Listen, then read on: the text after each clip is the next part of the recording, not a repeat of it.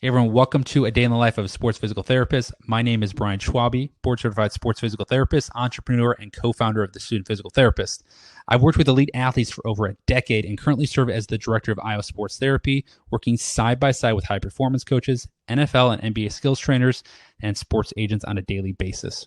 I'm also an author, sports medicine consultant, course creator, speaker, and counselor sports physical therapist, traveling with professional athletes and celebrities.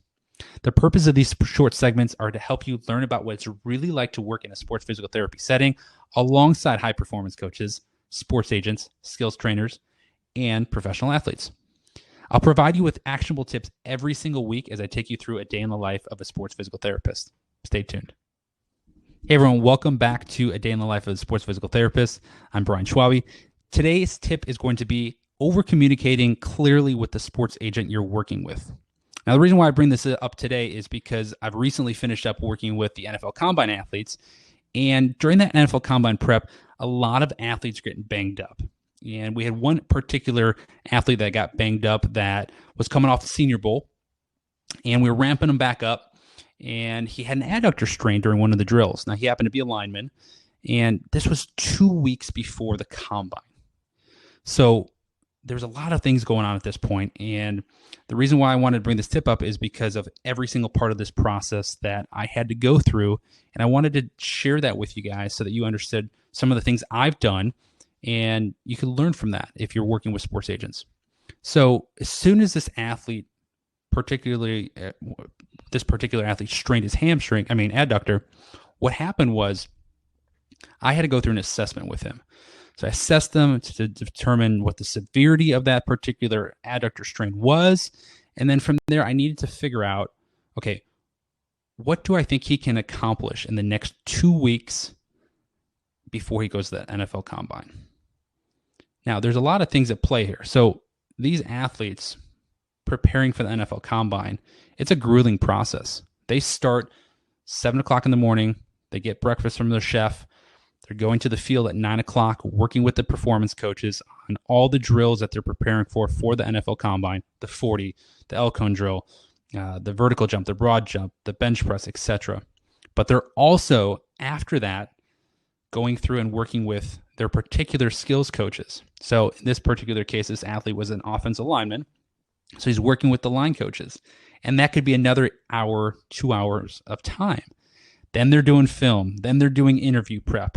Then some of them still doing school, all right, because they're finishing up school technically. Then some of them are, working with some of the marketing guys because they're starting to prepare themselves for when they are a pro and some of the marketing opportunities as they're building up going into the NFL draft. And then they're doing, weightlifting as well, recovery room and so on and so forth. And that's just the prep for that. That has nothing to do with what other else is going on inside of their own life, family, friends, etc. So when I assess this athlete, I have to have all this information in my mind right off the bat. What is going on with this particular athlete, and how do I best communicate this with everybody involved, all the stakeholders, the performance team, my other physical therapist that might see him at some point, the sports agents, the skills coaches, the athlete himself, and anybody else that I might need to talk with. So as I'm figuring this out, I'm thinking to myself, what can they do right now? And what can we expect to accomplish in the next 2 weeks? Because in the next 2 weeks, I'm going to have a better idea of where they're going to be at right before they go off to the NFL Combine. But I have to have basically a hypothesis now. Because when I get on the phone with the sports agent or I go talk to them in person, they're going to want to know, okay, what can they do? And what do you think we can accomplish leading up to this? So if we have to make a contingency plan, we can. Because all the athletes going to the Combine also have their pro days. So if they can't get something done for the Combine, which isn't ideal, then they can do it at the pro days. But that's also going to be determined by where their draft stock is now, if we think they can accomplish good times, where the athlete's mental is right now because they just did this 2 weeks before. Maybe they had some things going on before that as well. What the performance coach's input was, because they've been working with them the entire time and kind of have an idea what their times are. And then ultimately, hey, what is going to be the best decision for this particular athlete? So when I call or I talk to the sports agency, I want to keep them updated as much as possible and be overly conservative with what I think we can accomplish, but also realistic.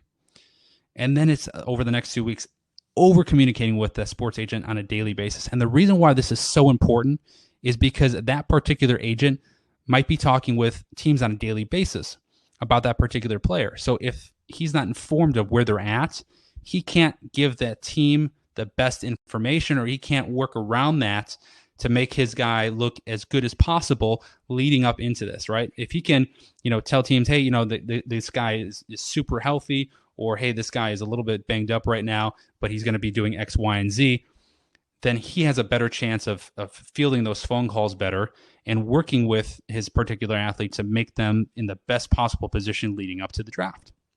So the tip for today, again, over communicate with the sports agents that you're working with if you want to have a good relationship with them, but also if you want to do the best for your athlete. So that's my tip for this week on the Day in the Life of Sports PT.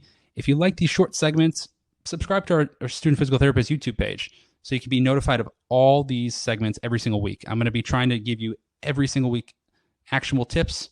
You can also check out our website, thestudentphysicaltherapist.com, if you just want to go there and just take a look at it. But our YouTube page will give you notifications so that they're scheduled ahead of time. So if you have questions about this stuff, if you want to, give me some feedback, I'm totally open to that. I want to hear more about what you guys are looking for on, some of these day in the lives. And I'm going to try to give you some sneak peeks on some things that we're doing every single week and things that come up so that, when you're getting into this, or if you are working in that setting, you want to just get better, or you're thinking about working in that setting and you want to, get better at your craft, learn about some of these things, shorten up that learning curve. This is the segments for you. If you want some more additional information, check out the Business Minded Sports Physio Podcast. Those are longer segments. Those are going to be some interviews as well, but check out these tips along the way. Thanks for watching. See you next week.